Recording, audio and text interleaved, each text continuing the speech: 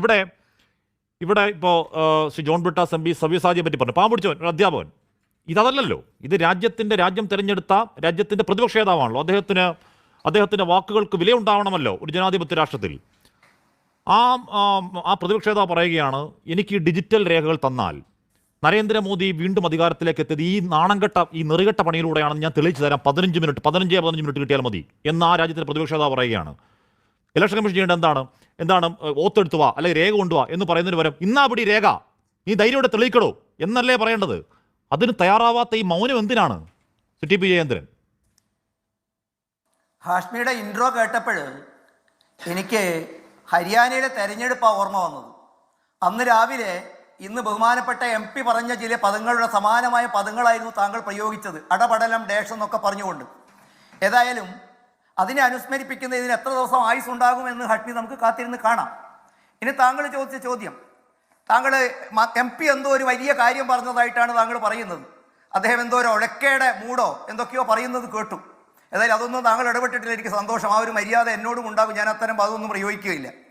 അദ്ദേഹം കേരളത്തിൻ്റെ പുറത്തായതുകൊണ്ടാവാം ആ എം പിയോടൊന്ന് ചോദിക്കൂ, ഹാരിസ് ചിറക്കൽ എന്നൊരു ഡോക്ടർ ഉണ്ട് കേരളത്തിൽ, അദ്ദേഹം ചെയ്ത തെറ്റെന്താണെന്നും അദ്ദേഹം അഭിമുഖീകരിക്കുന്നത് എന്താണെന്ന് ബഹുമാനപ്പെട്ട ഡൽഹിയിൽ നിന്ന് എം പി വല്ലപ്പോഴും വന്ന് കേരളത്തിൽ എത്തുമ്പോൾ അതും കൂടി ഒന്ന് അന്വേഷിക്കുന്നത് നന്നായിരിക്കും. പിന്നെ നിങ്ങൾ ചോദിച്ച ചോദ്യം, ഹാഷ്മി, നിങ്ങൾ ഈ പറഞ്ഞ മഹാനായത് ഒരു ഭരണഘടനയുടെ പിൻപറ്റിക്കൊണ്ടും ഈ തെരഞ്ഞെടുപ്പിൻ്റെയും പിൻപറ്റിക്കൊണ്ടല്ലേ? ആ തെരഞ്ഞെടുപ്പ് അസാധുവാണെങ്കിലും അത് കുറ്റമറ്റതല്ലെങ്കിലും അത് കളങ്കിതമാണെങ്കിലും അദ്ദേഹം ആദ്യം ചെയ്യേണ്ടത് താൻ നേടിയിരിക്കുന്ന ഈ പദവിയിൽ നിന്നും താഴെ ഇറങ്ങുകയല്ലേ. അത് ചെയ്യണമെന്നൊന്നും ഞാൻ പറയുന്നില്ല. സംവിധാനത്തിന്റെ ഭാഗമായിട്ടാണ് ഹാഷ്മി നമ്മൾ ഉണ്ടാക്കിയിരിക്കുന്നത്. ഇനി താങ്കൾ ഇപ്പം ചോദിച്ച 2 ചോദ്യങ്ങൾക്കും ഞാൻ നിങ്ങളുടെ ഫോണിലേക്ക് ഒരു മെസ്സേജ് അയച്ചിട്ടുണ്ട്.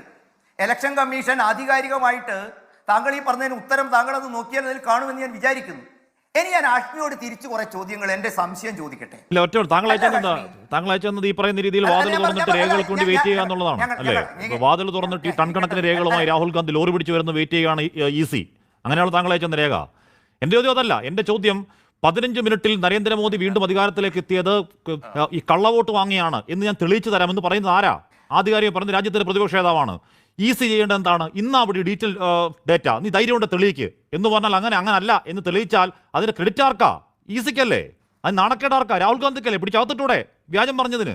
ചെയ്യാത്ത എന്താ? പേടിക്കുന്ന എന്തിനാ? എം പിയുടെ അത്ര വലിപ്പമൊന്നുമില്ലെങ്കിൽ ഹാഷ്മി, ആ മര്യാദ എനിക്കും തരണം. ഞാൻ ഒന്ന് നിങ്ങൾ ചോദിച്ച ഉത്തരം പറഞ്ഞോട്ടെ, എന്നിട്ട് നിങ്ങൾ എപ്പോൾ വേണമെങ്കിലും ഇടപെട്ടോ. ഇനി ചോദ്യം ചോദിച്ചോ. ഒന്ന്, ഹാഷ്മി, ഒരു കലത്തിൽ ചോറ് വെന്തോ